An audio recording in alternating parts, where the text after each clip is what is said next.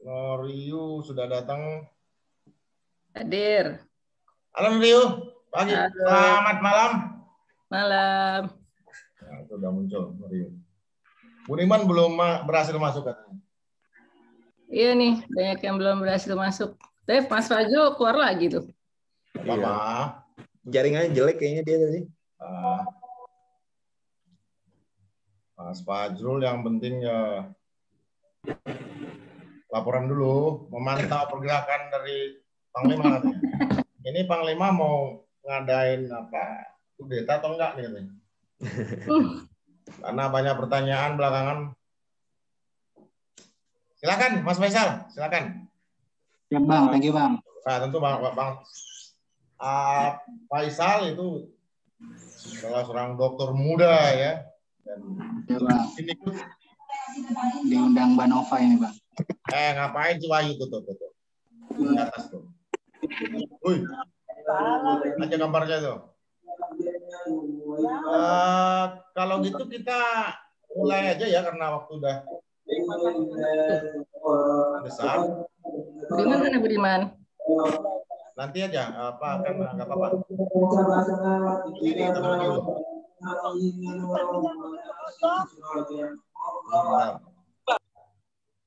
Kita lihat dulu ya.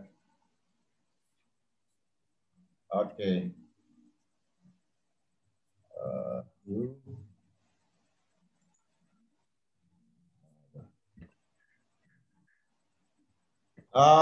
Selamat malam teman-teman semua. Selamat malam. Salam Merdeka 100%. Dari Perhimpunan Sanggirawan Nusantara, kita memasuki sesi ya atau katakanlah minggu ketiga dari mata kuliah Teknik Penulisan Ilmiah Populer. Jadi Akademi Gerilyawan Nusantara ini akan menggelar beberapa mata kuliah dan salah satu yang sudah dibuka adalah kelas khusus teknis penulisan ilmiah populer.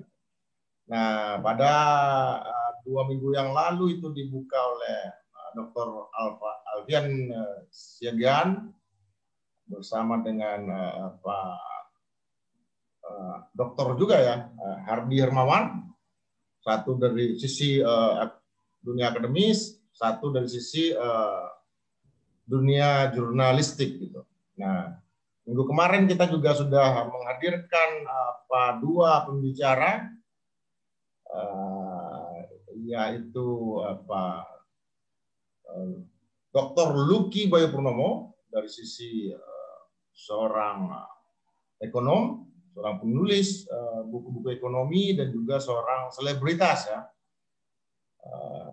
seorang selebritas pialang, pialang bukan biang, yang sempat berdebat sengit dengan Pak Dr. Ibrahim Hasim seputar kerja dari orang yang mencari minyak, memproduksi minyak dengan orang yang jualan minyak. Asik sekali itu pertempuran mereka berdua ya. Dan hadir juga Ayu Arman yang sudah menulis banyak sekali buku, puluhan buku ya. Termasuk saya juga baru kaget juga itu kenapa Ayu Arman akhirnya memilih buku-buku biografi gitu, karena dia bilang karena ditantang untuk menulis itu gitu. Sama juga dengan saya menulis novel pertama saya karena saya juga mau ngasih hadiah kepada seorang adik saya supaya dia menyelesaikan kuliahnya, kuliah S2-nya di Moskow ya.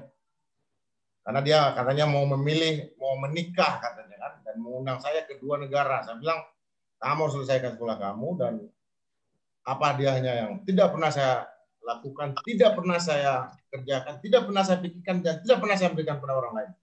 Apa itu? Saya nulis novel. Muncullah Kenangan dari Selatan. Nah, ini sudah hadir Nova Rianti Yusuf, seorang penulis buku. Udah 13 buku ya, Nuriu? Ya. Sudah penulis. Sudah. 13 buku dan beberapa saya baca dulu dan saya mengenal Nuriyu ini sebagai seseorang yang yang dekat, yang sangat melihat dunia dari sisi dalamnya, melihat dunia bukan dunia yang ada kita lihat seperti sekarang, tapi dari alam psike, dari alam psike seseorang, bahwa dunia di dalam itu, di dalam diri kita ini jauh lebih luas dan jauh lebih bercahaya ketimbang apa yang kita lihat di luar. Nanti saya akan membahas itu kenapa nanti jadi saya analis Nuriyu, kenapa Nuriyu sampai seperti itu. Tapi silakan Nova Rianti Yusuf, saya adalah Kuncen alias dosen tetap di sini, orang yang akan memberikan nilai dan orang yang memberikan mana yang merah, mana yang hijau, mana yang kuning. Nah, Nuriyu, silakan dosen tamu kita. Ini bukannya Budiman Sujatmiko duluan nih? Berhubung karena mungkin suasana di Bogor lagi hujan, Nuriyu dulu, gimana? Oke. Oke. Aku disuruh ngasih kuliah ya. Ya. Boleh kuliah, boleh apa aja, dan asal jangan menganalisis kita semua. Enggak kan, tadi IJP kan meng-highlight-nya ke ini kan, bahwa penulisan non fiksi populer, iya ya tadi ya. Kita judul mata kuliah kita teknis penulisan ilmiah populer. Jadi nanti ada fiksi, ada non fiksi. Silakan Nuriyu, mungkin dari 13 buku itu apa fiksi semua atau Oke. Nuriyu bisa sampaikan gitu, atau ya setengah non fiksi, ada yang non fiksi, ada yang fiksi. Silakan dulu. Oke, terima kasih. Jadi kalau ngelihat dari 13 buku aku itu, yang terakhir adalah non-fiksi populer dengan penerbit buku Kompas. Ini aku mundur jadinya. Dari yang paling terkini dulu. Itu buku berdasarkan penelitian. Jadi penelitian yang mana aku lakukan waktu menjadi residen di FKUI, waktu belajar kedokteran jiwa di FKUI. Terus aku ingin meneliti tentang kasus bunuh diri. Nah, di Indonesia kan tidak ada data yang lengkap, tidak punya sistem registry untuk pencatatan bunuh diri di Indonesia. Apalagi sekarang BPJS tidak bisa diklaim. Pokoknya orang bunuh diri itu self-harm, itu tidak bisa diklaim. Nah, akhirnya semakin sulit untuk mendapatkan data itu. Nah, akhirnya harus membuat ilustrasi kasus. Jadi studi kasus. Dapat 2 orang, aku dapat dari Taufik Razen, IJP, Taufik Razen. Jadi ngobrol-ngobrol sama Taufik Razen, dia bilang, ada Nov, kalau mau nyari 2 pelukis, ada yang bunuh diri, seniman, ada. Dia bilang, karena dikatakan seniman itu cenderung lebih mempunyai gangguan mood, 1, kedua cenderung untuk ke arah bunuh diri gitu ya. Akhirnya aku pikir ya udahlah, aku mau meneliti komunitas ini. Akhirnya Mas Taufik bilang, Nov, ada 2 kasus tuh bunuh diri di Jogja, 2 pelukis. 1 orang Padang, 1 orang Jawa. Dan akhirnya aku melakukan autopsi psikologis, jadi orangnya sudah meninggal, sudah bunuh diri. Aku mewawancarai keluarga, teman, kemudian aku analisis lukisannya, tapi tidak sendiri, analisis lukisannya dengan kurator. Kuratornya ada yang sampai dari University of Melbourne gitu ya, memang ahlinya untuk menilai lukisan-lukisan orang-orang dengan sedikit gangguan gitu kejiwaannya. Nah, kemudian akhirnya ini menjadi sebuah penelitian yang 10 tahun kemudian diminati oleh Kompas. Waktu itu membuat, jadi gini, aku paling nggak suka membuat tesis, membuat disertasi, aku nggak enjoy topiknya. Aku enjoy banget waktu meneliti ini. Walaupun waktu meneliti ya pusing juga lah ya, setiap kali wawancara seniman lagi di balkon. Jadi Dr. Nova, saya kalau lagi di balkon, saya mau terjun nih. Oh gitu. Jadi jangan kita masuk. Jadi puluhan orang yang aku wawancara isinya begitu semua yang punya kecenderungan ke arah suicide itu.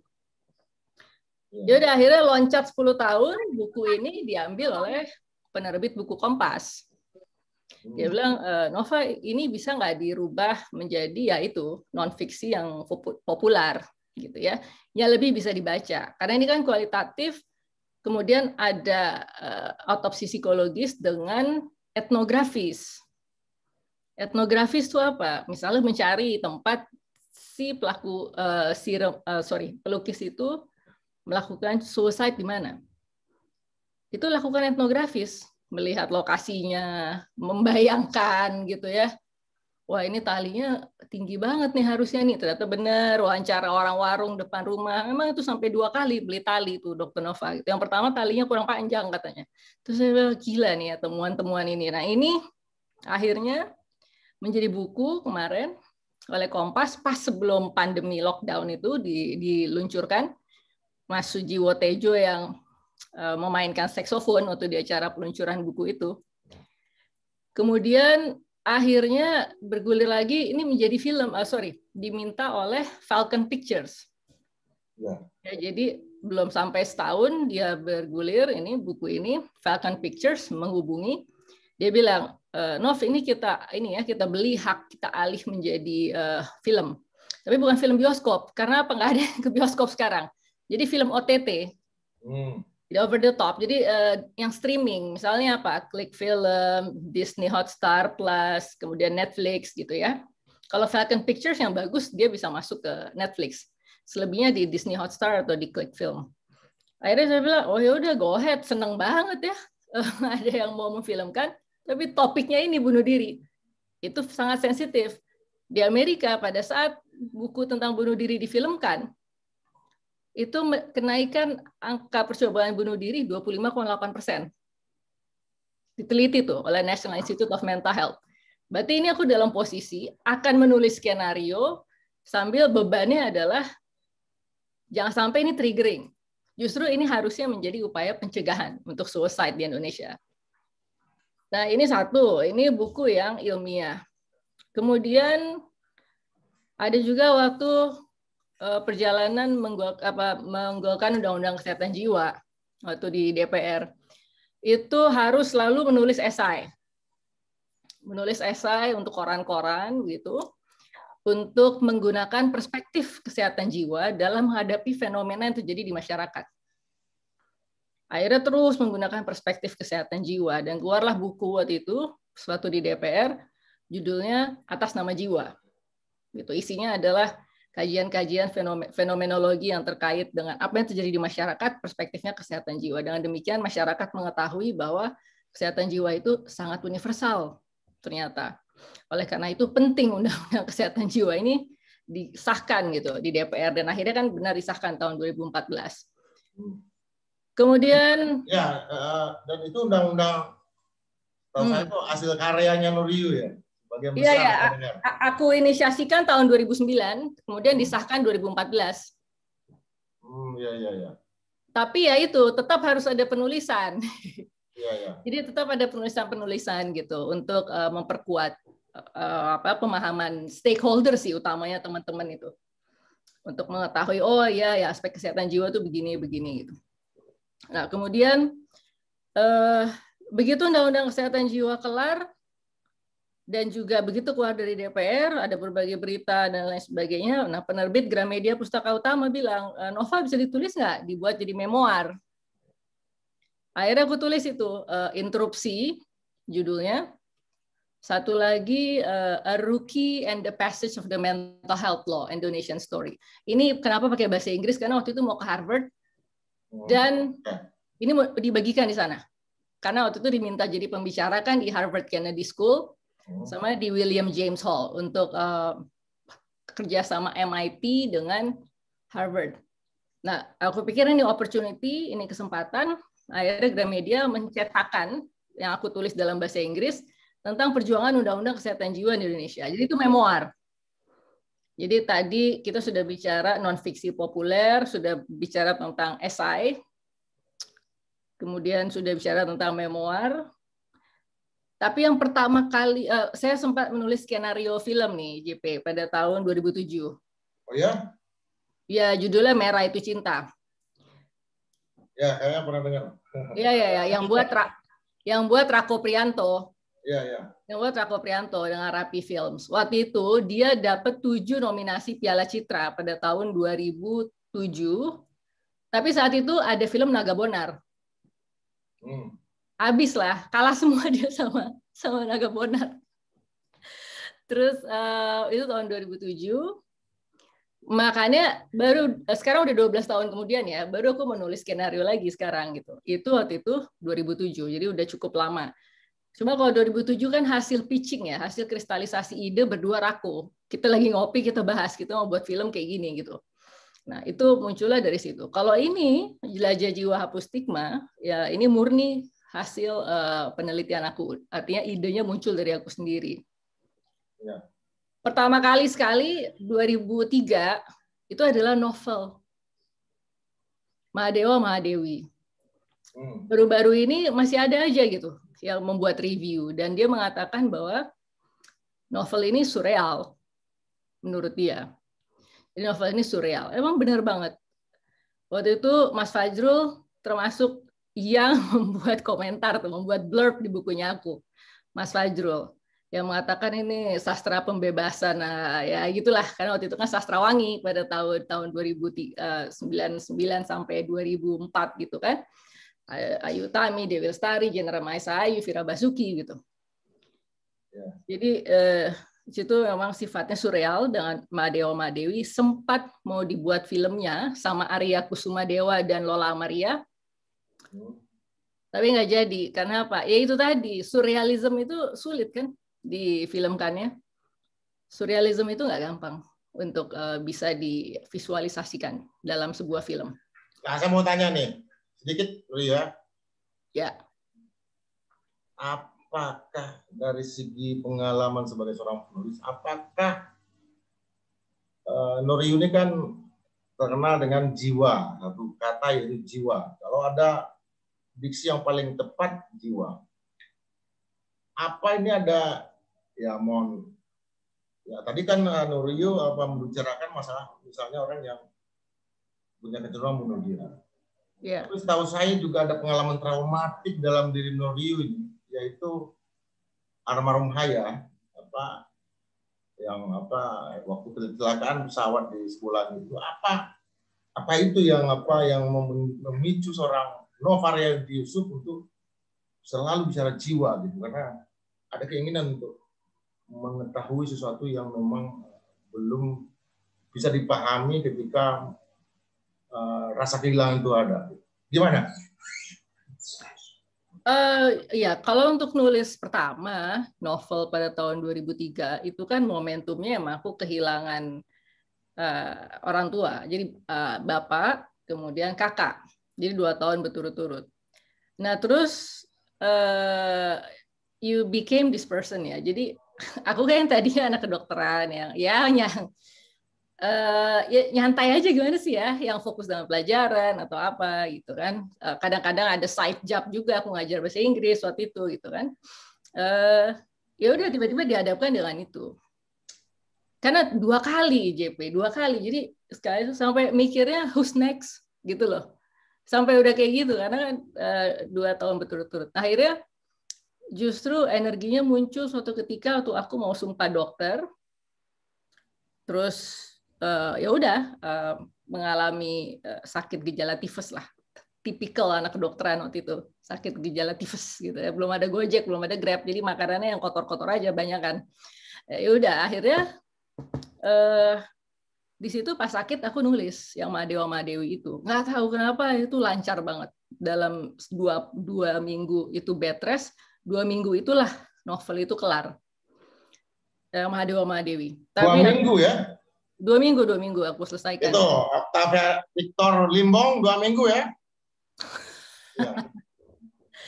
Iya, itu pertama ya. Itu pertama aku nulis seperti itu. Nah, tapi itu terbitnya secara independen loh, IJP. Jadi jadi ada teman baca, wah ini keren banget nih, gitu kan? Karena pas habis kelar sakit itu aku ada teman datang, terus bilang, lu mau baca nggak? Gitu. Terus dia baca, wah ini keren loh, keren, lu nggak mau nerbitin? Aduh, gue nggak kenal penerbitan. Ya udah, terbitin independen aja. Dia bilang akhirnya kita launching di toko buku Aksara. Ya dari situ malah bergulir, ya itu bergulir. Akhirnya Gramedia Pustaka Utama approach, terus dia bilang, Noriu kamu ternyata ada masalah ya mau distributor. Jadi bukunya laku 5.000 kopi 1 bulan hilang, udah habis semua. Tapi duitnya belum balik nih, duitnya belum masuk. Sedangkan percetakan harus dibayar kan. Memang kalau kita cetak sendiri itu lebih besar margin untuk profitnya. Dan itu profitnya gede, tapi duitnya nggak ada. Akhirnya ribut sama distributor.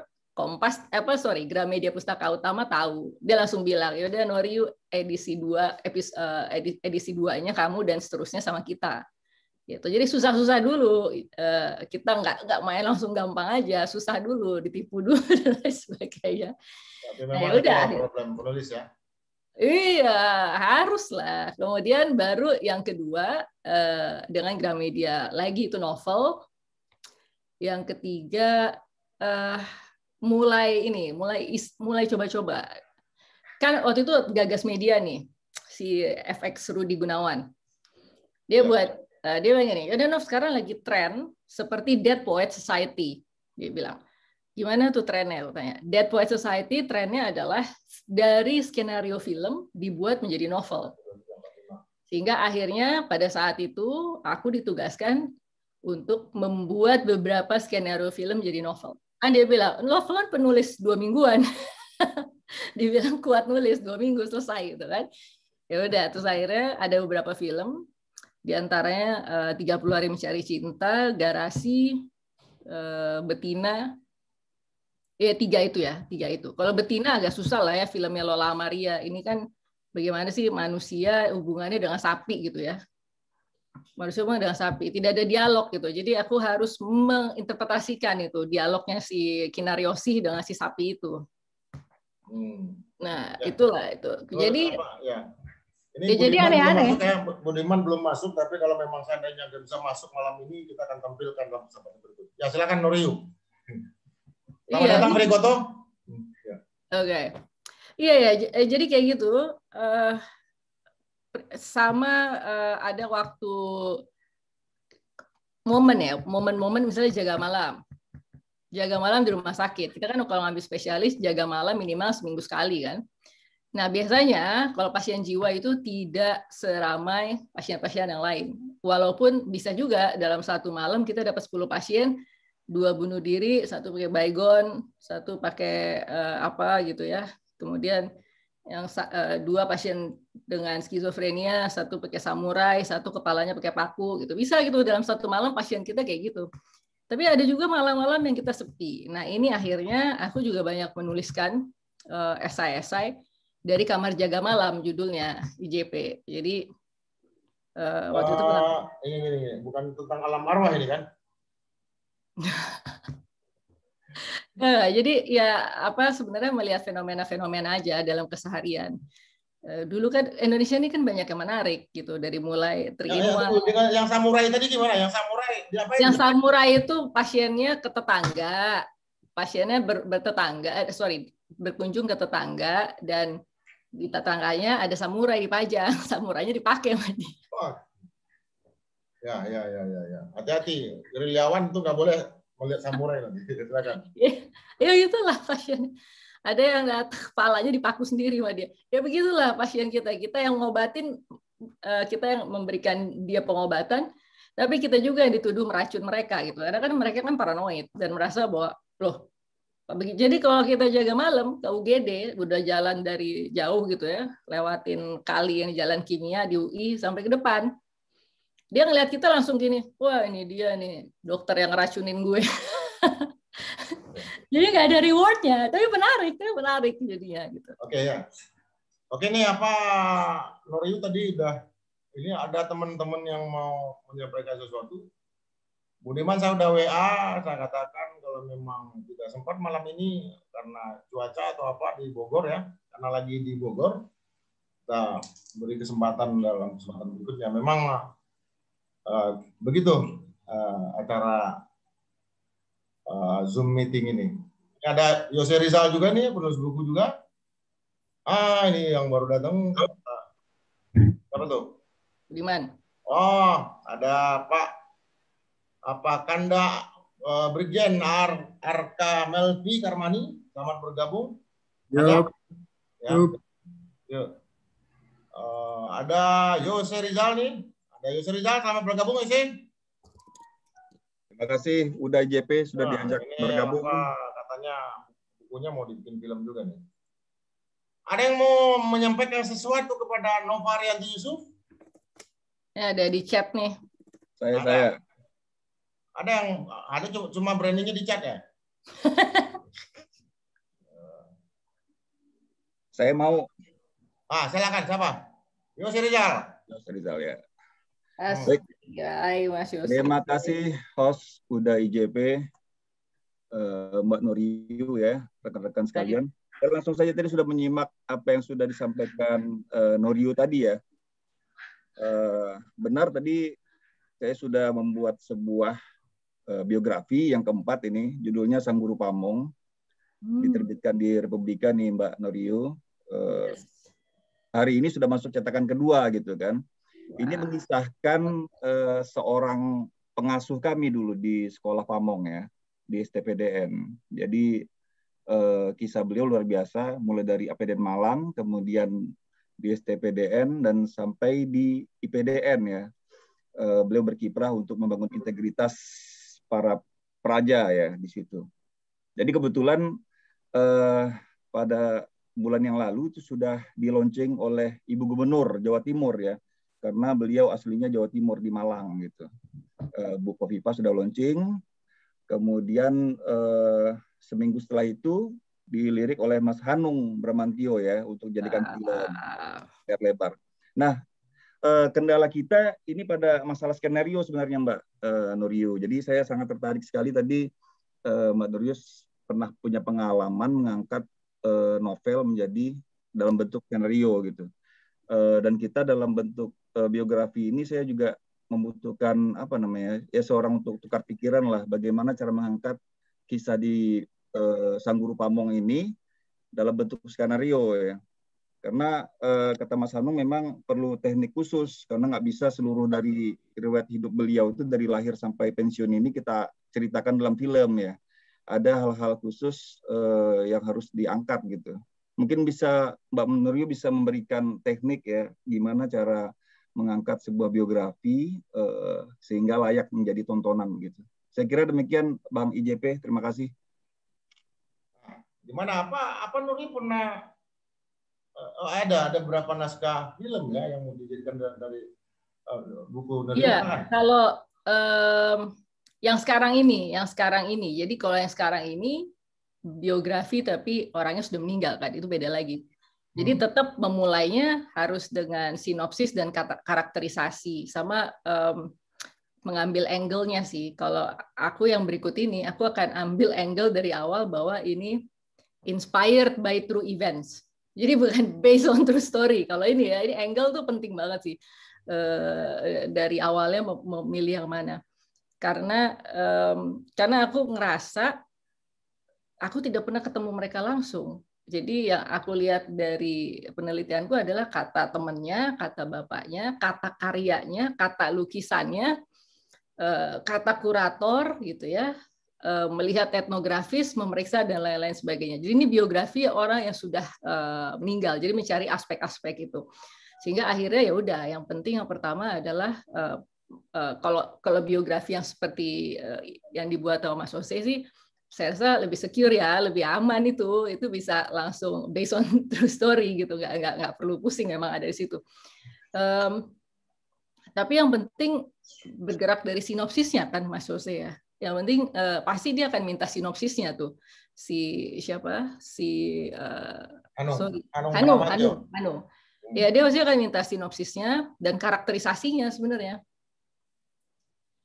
Jadi akan ada siapa aja di situ dan juga untuk sinopsisnya akan seperti apa, karena sinopsis pasti akan beda banget sama yang ada di dalam buku. Minimal harus agree dulu tuh, ada persetujuan dulu sinopsisnya antara Mas Jose dengan Hanung. Itu belum lagi nanti pihak produsennya ya. Itu tuh kayaknya paling kuat dari sinopsisnya dulu sih yang penting. Karena beda banget kan kalau versi novel mau diambil yang bagian mananya, ya itu masuk ke sinopsis. Ya, dan jatuh tuh. Ya, memang saya juga pernah ya beberapa bulan yang lalu itu mau terlibat dalam sebuah film, dan karena saya membaca sinopsisnya. Saya sudah sempat sampaikan di beberapa media sosial, judulnya Sejundai gitu. Sejundai itu adalah semacam, bukan hantu juga, bukan apa ya, tapi satu hal yang diketahui katakanlah oleh masyarakat Sumatera Barat gitu, dan ketika dia mendengar satu seruling tertentu atau bunyi tertentu, dia akan berubah menjadi sesuatu gitu. Nah, seorang perempuan gitu. Nah, cuma saja dan hanya karena tiga halaman sinopsis. Cuma ketika saya mencoba untuk mencari katakanlah lanjutan dari siapa yang penulis sinopsis itu, saya gagal menemukan orangnya, dan saya memutuskan untuk tidak ikut bergabung gitu, karena jangan sampai nanti terkena dengan hal yang seperti copyright gitu. Nah, mungkin ini ya Pak, banyak sekali pengalaman yang harus bisa ambil dari sini. Tapi Nuril nggak minat jadi pemain film. Pernah jadi cameo di film betinanya Lola Amaria. Ya, kita hancur banget. Atau nulis apa? Atau nulis ininya? Skenario aku pernah yang Merah Itu Cinta. Jadi ya. Kalau itu kita pitching ide berdua waktu itu sama Rako Prianto. Jadi Rako langsung bilang, Nov, gue mau buat film 3. Gila, langsung aku disuruh buat 3 skenario sama Rako waktu itu kan. Terus akhirnya aku bilang, oke, yang pertama adalah judulnya Hitam. Karena kan Rako selalu pakai warna-warna ya waktu itu ya, judulnya Hitam gitu. Rako sebenarnya udah sempat membuat semacam video pendeknya, tapi waktu aku menulis akunya yang lepas karena emang nggak pakai sinopsis, kesalahannya gitu tuh. Yang pas Hitam itu nggak pakai sinopsis, Rako hanya bilang coba kayak gini Nov, udah lo tulis. Nah itu lepas tuh. Akhirnya Rako bilang, Nov ini bagus banget. Cuma akhirnya Rapi Film bilang, ya, yang Nova buat itu butuh banyak teknologi yang bagus gitu, butuh teknologi nih. Jadi artinya untuk menggambarkan scene-scene yang udah diceritakan di dalam, aku waktu itu pakai Final Draft ya, kalau sekarang kan pakai Celtics. Aku dulu pakai Final Draft. Nah, untuk yang Nova gambarkan di situ, itu sepertinya butuh sekali untuk untuk bisa divisualisasikan, dan itu butuh teknologi, nggak bisa. Akhirnya Rako bilang, ya udah Nov, kita buat aja seperti Blair Witch Project. Nah, ingat nggak sih zaman dulu tuh film Blair Witch Project gitu kan, yang raw gitu ya, yang cuma akhirnya dari 3 skenario yang diambil 1, Merah Itu Cinta. Memang itu dulu aku tetap semuanya nggak ada yang pakai sinopsis gitu ya. Karena Rakonya begitu, karena Rakonya udah gitu ya, ngelepasin aja gitu dianya. Nah kalau ini, dan itu kan hayalan, semuanya hayalan aja. Jadi hayalan. Karena dia bilangnya begini, Nov, kalau sekarang agak ribet nih IJP kalau buat film kayak gini. Merah Itu Cinta dulu ceritanya adalah gini. Seorang laki-laki meninggal, kecelakaan. Ternyata dia punya tunangan, cewek tunangannya. Terus tiba-tiba ada laki-laki datang ke rumah itu, cowok, laki-laki kan datang ke rumah itu. Terus si cewek ini bilang, oh kamu sahabatnya tunangan saya ya, gitu kan kata cewek. Ternyata bukan. Cowok itu biseksual yang meninggal. Nah, si perempuannya sama si cowok yang datang saling nggak tahu nih saling nggak tahu gitu. Jadi nggak tahu kalau si cewek udah tunangan, yang si cewek juga nggak tahu nih cowok adalah pasangannya juga tunangannya dia. Jadi bayangin. Ya. Jadi yang saya bayangkan ya, yang saya bayangin ya. Yang saya bayangkan nih Nurio ya. Ya. Dengan kisah pamongnya Yose Rizal ini itu apa nggak terlalu maskulin nanti nih. Karena IPDN apa itu saya lihat apalagi hampir sampai hari ini Yose Rizal saya lihat nggak pernah menulis tentang apa biografi seorang perempuan ya. Nah, coba Yose, apa di dunia film itu sangat unsur feminisme sangat kuat ya, sekalipun ya apa yang ingin digambarkan yang jadi populer adalah ya kekerasannya. Gimana, Yose? Iya betul. Jadi untuk biografi ini sebenarnya mau menggambarkan apa ya, menjawab keresahan masyarakat dulu ya. Bahwasanya image dari STPDN itu kan isinya kekerasan terus ya dari waktu 2003 itu.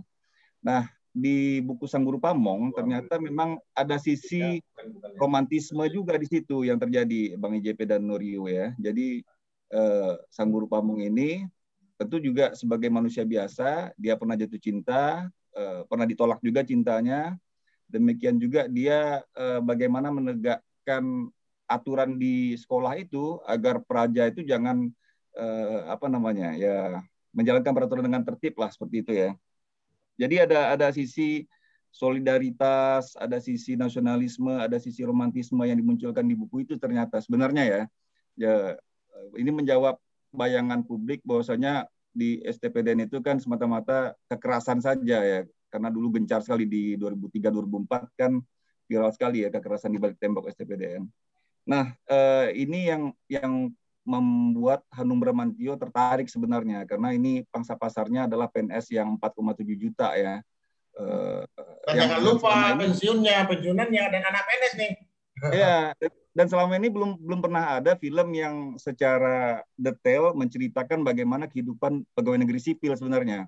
Kalau rekan-rekan kita di Akabri dan Akpol itu sudah ada 7 film yang sudah dirilis begitu ya, Bang Indra J. Piliang ya. Tapi untuk PNS ini bisa dikatakan belum ada yang diangkat di layar lebar gitu.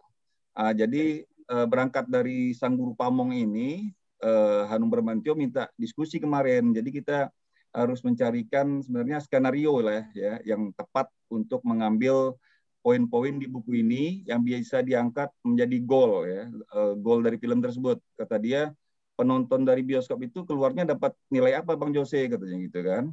Yang kita inginkan itu tadi, bahwasanya membuka mata publik, ternyata pejabat itu sekolahnya ada juga gitu kan, dan ada penanaman integritas di sekolah itu, bukan semata-mata karena kasus kekerasan gitu. Jadi seperti itu Bang. Ya.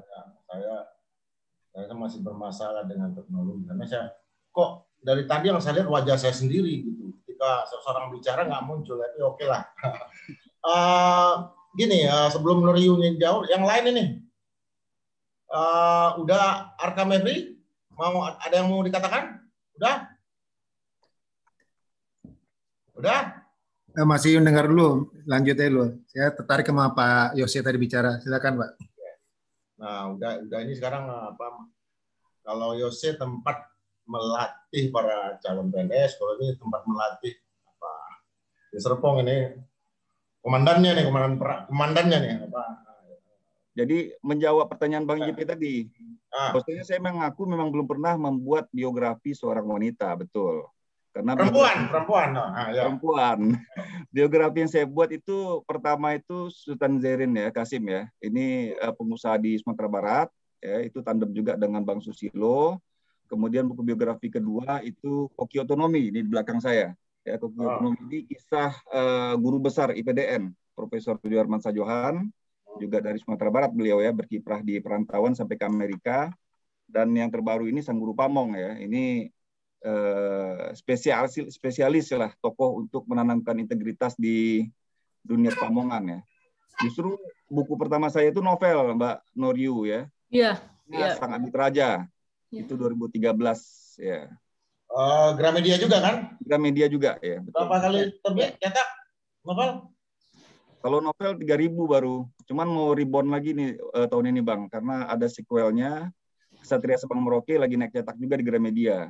Jadi buku kelima itu, sequel dari Sang Adi Praja. Oke. Ini selamat bergabung nih Depati dari Jambi nih.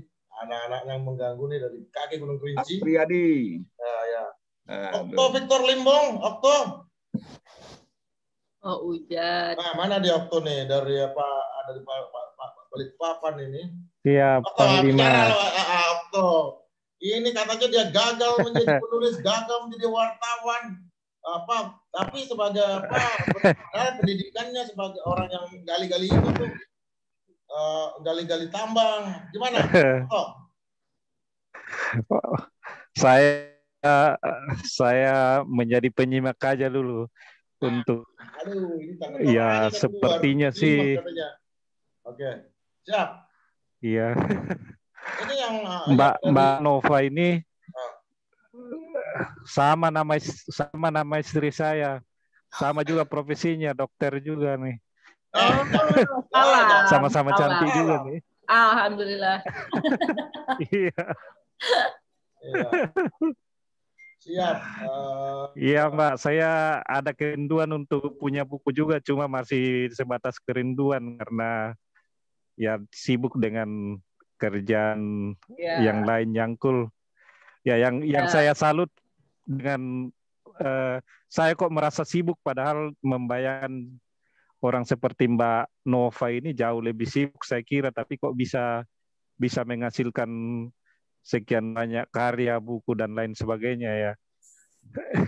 Kira-kira gimana tipsnya untuk bisa tetap produktif padahal orang ya saya sering kan jadi pembenaran karena kita orang eksak ya tidak bisa lah bikin karya sastra. Kalau Bang Indra kan ya dekat memang ke sana sastranya. Gimana kira-kira itu Mbak? Ya, kebetulan latar belakang Victor Limbong ini sama dengan Ahok ini. Wow. Ya pokoknya yang berusaha lingkungan lah. Saya latar belakangnya sekolahnya apa? geologi, tapi pernah jadi geologi ya. Teknik geologi Bang. Ya, tapi pernah jadi wartawan juga dan dia bangga dengan sekarang itu. Tersesat di jalan yang benar. Ya, tutup-tutupin. Nah, silakan Nurli gimana nih? Selalu aja orang bicara masalah kesibukan. Iya. Iya, masalahnya kalau aku menulis sebagai hobi JP, sebagai hobi. Jadi bisa di mana aja. Jadi bisa di mana aja menulis. Dulu ya, sekarang sih tidak semudah itu. Entah kenapa sekarang ini semenjak menulis non fiksi yang populer agak menjadi lebih kaku gitu. Padahal lagi ada satu novel lagi yang saya sedang tulis buat Bentang Pustaka saat ini. Tapi intinya adalah memang waktu nggak bisa selalu kebetulan cukup untuk menulis. Misalnya gini, dulu saya waktu lagi program spesialis kedokteran jiwa di FKUI itu harus di sana jam 7 sampai jam 4 sore kan, itu harus terus setiap hari. Kadang pasien kosong, nah biasanya saya ngambil satu bilik, saya bilang jangan ganggu ya, gue menulis, kalau ada pasien baru lo ketok, gitu kan, gitu, kayak jangan ganggu, nulis, ya udah di situ. Tapi ada kalanya nggak bisa, waktu disuruh nulis skenario nggak bisa Mas. Hanya mencuri-curi waktu itu nggak bisa. Waktu menulis skenario saya izin ke kepala departemen, saya bilang saya mau cuti sebulan. Nah, gini pertanyaan lo. Ketika Nurium menjadi anggota parlemen yang sangat sibuk itu, sempat menulis nggak? Iya, kalau itu menulisnya kan pada periode itu ada buku nggak? Ada. Aku nulis buku judulnya Atas Nama Jiwa. Isinya kumpulan esai tentang fenomena-fenomena yang aku gunakan perspektif kesehatan jiwa. Tujuannya apa? Karena waktu launching aku undang stakeholder semua. Untuk kumpulan artikel ya? Iya, kumpulan artikel. Jadi emang ada tujuannya gitu loh. Untuk supaya orang lebih mengenal kesehatan jiwa secara lebih universal. Jadi bukan kaku gitu. Bukan seperti kita dokter jiwa dengan dokter jiwa yang bicara. tapi menggunakan kacamata perspektifnya aja gitu dalam menghadapi ya masalah apa aja yang terjadi di masyarakat kita waktu itu. Ya, ya. Nah, itu. Oke. Silakan. Ini Jack Lord nih, Jack Lord udah lama nggak ketemu ya. Ini jangan-jangan nyari saya dia nih, Jack Lord. Jack Lord bukannya di Riau ya? Iya di Riau ini nih. Hey, pernah ketemu waktu aku kunjungan kerja? Oh, iya ini gerillan lama saya ini sejak di Kampung Milenium CSIS. Faisal, silakan Faisal. Ya. Ini akademisi murni. Faisal ini seorang PhD ini, muda, brilian dan luar biasa bahasa dalam fenomena dalam ekonomi tapi jarang nongol. Silakan Faisal. Aku mah nyimak aja Bang. Ya ini anak UI itu agak dominan ya, nggak apa-apa lah. Daripada oposisi terus, semua rata-rata 80% oposisi. Silakan Faisal. Silakan. Izin mau nanya, ada. Ya, siapa dulu? Faisal dulu. Nanti ya. Faisal Angel ya. Angel ya. Dulu Bang. Ya. Halo, jelek Bang. Ya. Jaringan jelek Bang. Oh, sinyal jelek. Oke, Angel sekarang Angel. Angel. Oke. Silakan Angel. Angel ini di Unpad sekarang ya? Iya. Universitas Pasti Doktor. Waduh, Universitas Pangkalan Damri. Ya silakan Angel. Salon sarjana hukum. Batak tapi pinter. Silakan. Mbak Nova, salam kenal pertama-tama. Halo Mbak Angel. Ya, kan ini temanya sumber karya penulis ya, dari kelas penjara pun aktivisme gitu. Nah, tema besarnya tuh menarik buat saya karena memang sumber-sumber inspirasi dari para penulis itu kan banyak hal dari lingkungannya segala macam. Cuma yang saya rasakan sendiri gitu, sebetulnya banyak inspirasi yang mau ditulis. Cuma kesulitannya untuk saya sendiri adalah menuangkannya. Kalau permasalahannya jurusan, kalau eksak tadi alasannya jarang ada terkait dengan kesastraan atau segala macam. Ini saya spesifik berbicara terkait novel ataupun karya sastra lainnya. Ya. Saya juga di jurusan hukum gitu, dan itu masuknya ke rumpun soshum. Cuma saya juga masih merasa sulit untuk menuangkan inspirasi-inspirasi saya. Sebenarnya kalau saya pikir-pikir asik juga kalau saya tulis pengalaman atau nanti di metaforikan ke tokoh lain atau segala macam. Cuma sampai sekarang agak kesulitan untuk menuangkannya gitu. Malah lebih gampang ketika diminta untuk menulis karya ilmiah atau diminta untuk membuat artikel. Padahal saya pengen sekali untuk bikin karya yang sastrawi gitu. Makasih Mbak Nova. Iya. Gila. Mbak Angel sebenarnya asik banget tuh kalau background hukum kayak John Grisham, ya nggak sih? Iya, John Grisham. Sidney Sheldon aku paling suka yang Malaikat Keadilan tuh. Aduh gila, keren banget tuh. The Client ya. Iya. John Grisham, Sidney Sheldon itu sebenarnya itu sih biasanya ujung-ujungnya kita menulis apa yang kita tahu. Dari situ baru dibumbuin. Dari situ biasanya baru dibumbuin gitu. Dan berusaha supaya nggak ketahuan itu gue. Dan biasanya kalau nulis itu kan ketakutan banget kan. Takutan, wah ntar orang ngejudge apa nih yang gue tulis atau apa gitu kan, Angel. Tapi sebenarnya intinya sih menulis dari yang kita pahami dan kita ketahui. Itu biasanya lebih enak. Karena apa? Ambil contoh ini deh, siapa? Ahmad Fuadi. Aku pernah ikut tuh pas penulisannya Ahmad Fuadi. Ya maksudnya ini aja, Observer. Wah gila, kalau dia research-nya mah kuat banget. Sama lah kayak Dewi Lestari ya. Ahmad Fuadi, Dewi Lestari itu emang kuat research. Tapi kalau misalnya nggak kuat research, bisa menulis dari apa yang diketahui aja dulu, Angel. Maksudnya Angel lebih paham, lebih ketahui, baru di situ. Ibaratnya potnya udah ada, tinggal masukin bumbu gitu kan, karakter apa segala macam bisa dituliskan. Yang penting sih memang waktu itu pertama kali nulis Mahadewa ya rasanya kayak kesurupan, namanya juga lagi demam. Iya. Kan lagi jalan tipes. Oh, ya aku kan nulis novel itu cuma 2 bulan memang, benar.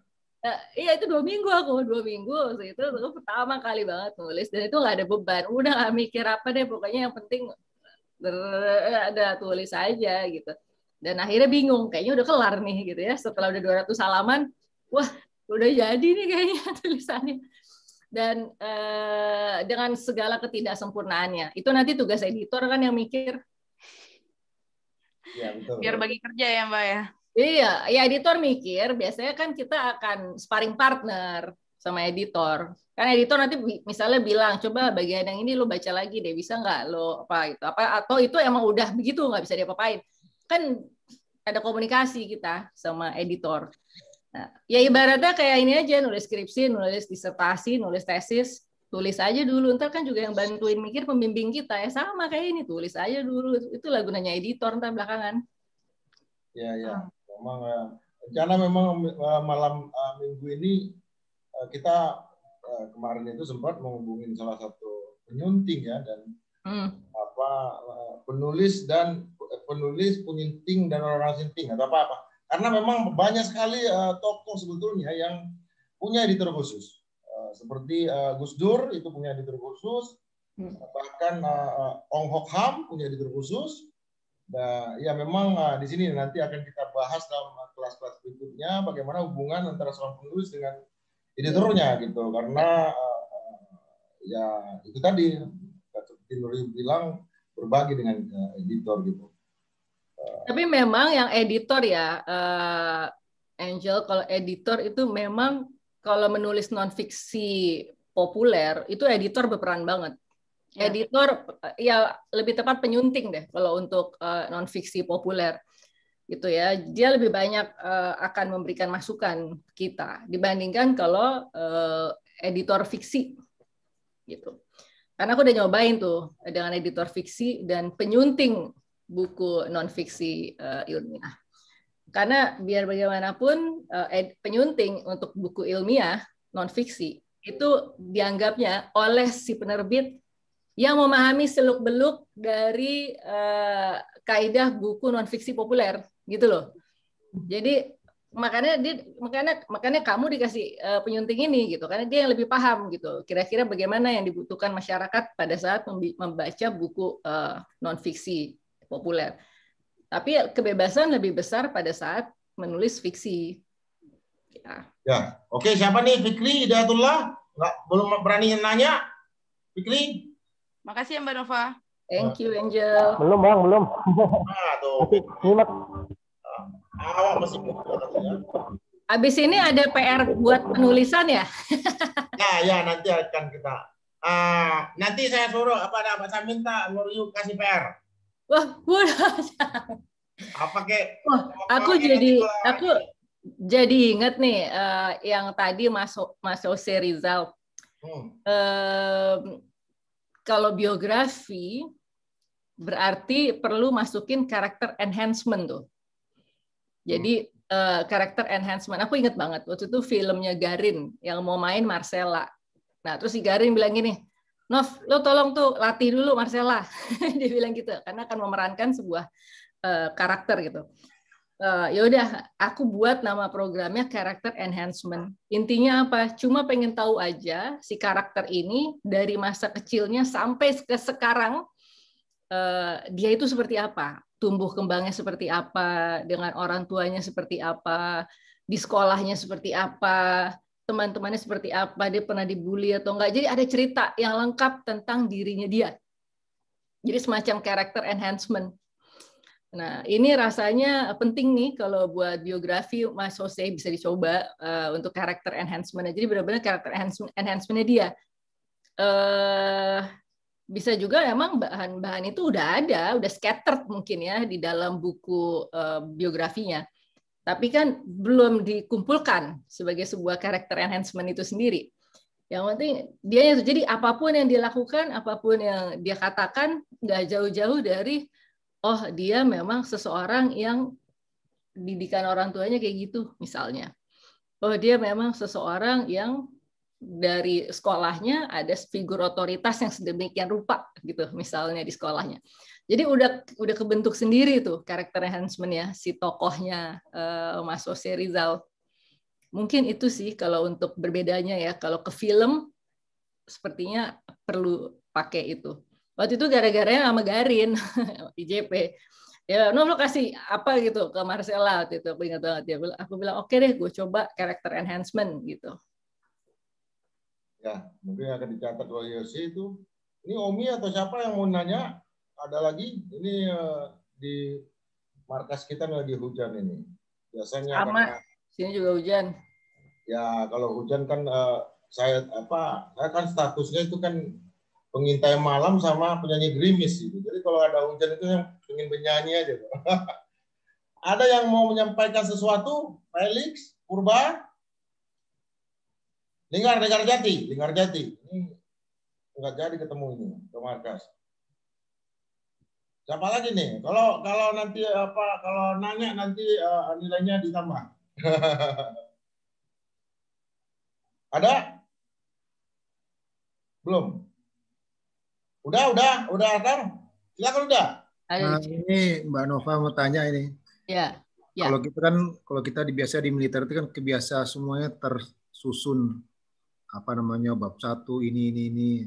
Memulai untuk untuk semacam kayak orang kerja fiksi itu gimana tuh, Mbak?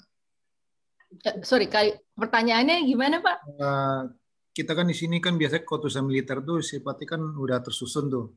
Iya. Isinya ini aksi reaksi, lalu ini bab ini isi ini pendahuluan kalau macam. Iya. Kalau di fiksi kan enak aja tuh, kayak saya baca bukunya Pak Indra tuh lancar aja, saya ngalir gitu. Nah, ini agak sulit merubah watak itu untuk memulai nulis tuh gitu, Pak. Jadi ada tulisan yang berbau militeristik. Jadi sampai menulis pun harus berpikir, wah ini udah ada. Gimana, Rio? Agak ini apakah memang ada pengalaman selama ini udah pasti ya dengan teman-teman yang misalnya berlatar belakang kepolisian misalnya atau intelijen atau militer yang agak mudah menyampaikan tulisan-tulisannya. Kecuali almarhum Juanda ya, kawan kita ya. Silakan, Rio. Ya. Ada ghostwriter sih. Ini perlu juga diangkat nih, JP, masalah ghostwriter. Ya. Biasanya jabatan-jabatan tertentu ingin menceritakan, tetapi tidak punya waktu, satu. Kemudian dua, bisa juga terlalu rigid, terlalu kaku. Kemudian yang ketiga, ya udah gue bayar aja deh ghostwriter yang buat ngerjain. Tapi biasanya tidak akan melenceng jauh dari apa yang dia mau, gitu. Jadi misalnya dia ngerekam, dia lagi ngapain, dia keingetan nih, oh ya ini harus ditulis nih, pemikiran dia harus ditulis, gitu. Itu dia rekam, gitu. Nanti tinggal pembahasannya aja itu bagaimana gitu. Kemudian ada juga masalah style. Bukan masalah ya. Ada juga tentang style atau gaya ya, gaya penulisan. Setiap orang unik. Gitu. Bahkan mau dua orang militer berbarengan juga belum tentu style penulisan bukunya sama. Coba kalau lihat bukunya Pak Cepi itu, Angkatan Udara. Iya kan? Itu produktif banget. Si Pak Cepi udah berapa aja bukunya tuh, aku udah nggak ngikutin tuh di PBK. Itu jadi ya antara dua itu, satu kalau yang berhubungan dengan genre atau style penulisan, kemudian setiap orang unik gitu ya. Ya yang kedua ya itu tadi gitu. Kalau memang terlalu kaku, terlalu rigid, tidak mungkin menulis, tidak ada waktu, tapi punya keinginan yang besar untuk menceritakan apa yang dia lakukan, bahwa apa yang dilakukan penting dan halayak banyak perlu untuk mengetahui itu, bisa juga hire ghostwriter. Saya membaca memang beberapa biografi atau autobiografi termasuk Obama ya, itu sangat luar biasa menurut saya ketika Obama atau Al Gore gitu, In My Time gitu kan, apakah dia menulis atau apa, tetapi iya kan ya, suka kepikiran juga. Itu sangat indah sekali dan dia bisa menggambarkan misalnya ketika sekolah di Menteng gitu. Atau yang menarik bagi saya ketika dia pertama kali maju dalam proses pemilihan di negara bagiannya itu, dia bilang saya udah datang ke satu gereja, udah menunggu di barisan terdepan supaya bisa salaman sama pendeta. Lalu ketika saya ingin salaman, pendeta itu mengatakan bahwa dia udah punya calon. Nah, di gereja itu katanya. Akhirnya apa? Saya keluar dari gereja itu dan saya lihat ada 2 orang di seberang jalan dan saya datang supaya dia memilih saya. Luar biasa menurut saya perjuangan seorang Obama ketika pertama kali mencoba mencari suara gitu kan. Iya ya. Kayak bukunya dia yang terakhir Promised Land ya, Promised Land si Obama. Kalau Michelle Becoming. Michelle ya. Ya, Michelle Obama Becoming yang satu itu. Ya, itu sebenarnya menarik tuh ya, biografi-biografi itu. Kadang-kadang suka berpikir juga, ini bahasanya keren banget nih, ini beneran itu atau ada peran penyunting lah, atau minimal peran penyunting. Mungkin bukan ghostwriter tapi penyunting yang banyak memberikan masukan, arahan gitu untuk penulisannya. Ya, oke. Sebentar lagi kelasnya kita mau tutup ya, karena sebetulnya ini dua dosen tamu. Iya. Tapi kita mengerti lah. Ada pertanyaan terakhir dari para gerilyawan semua nih. Ini pokoknya Nurio, ini semua yang ada di sini, ini gerilyawan, mau jenderal, mau apa, pokoknya gerilyawan semua. Karena ini pendidikan untuk orang dewasa istilahnya. Artinya untuk menjadi seorang penulis itu bisa mulai dari muda atau sudah senior. Jadi kita di sini tidak membeda-bedakan apa. Yang penting ini kelas gitu, memang sebuah kelas gitu kan. Kebetulan memang apa dosennya kayak gini agak kacau dikit gitu, tapi ya oke lah. Semua muridnya biasanya patuh. Ada terakhir atau Nurio kata-kata terakhir? Bukan kata-kata terakhir, kata-kata penutup. Ya, penutup sesi malam ini. Ya. Oke. Pada masa pandemi ini sih ya, yang pasti aku merasa ada kekayaan rasa yang mungkin belum pernah manusia alami sebelumnya. Justru itu harus dieksplorasi dan ditulis, menurutku. Sekarang problemnya gini, misalnya apa? Jurnal aja. Tahun lalu tuh, jurnal Cina, India, udah Cina, India, itu aja jurnal ilmiah tuh isinya tahun lalu. Cepet banget mereka menuliskan, mengambil data, menuliskan, dan besaran data yang respondennya itu bisa 5.000, 7.000 gitu ya. Nah terus aku pikir langsung ya, wah gila ya, mereka cepat sekali gitu. Jadi artinya responsif begitu dengan kondisi yang dihadapi. Nah sekarang nih sebenarnya banyak banget kekayaan rasa yang kita alami pada masa ini. Mungkin ada keluarga yang pernah kehilangan anggota keluarga karena COVID atau pernah menjadi survivor atau apa gitu. Sebenarnya ini momennya gitu untuk hal-hal itu bisa dituturkan gitu. Jadi ya malam ini ya mulai nulis lah udah. Mumpung ini gitu, mumpung apa kekayaan rasanya ada di situ gitu kan, orang sekarang nyari inspirasi susah gitu. Gila, hidup kita ini inspiratif banget. Bahkan ada jurnal Lancet mengatakan kita ini dengan lockdown atau dengan physical distancing yang kita lakukan, ini adalah laboratorium eksperimen psikologis terbesar yang pernah dihadapi oleh umat manusia. Jadi bayangin tuh.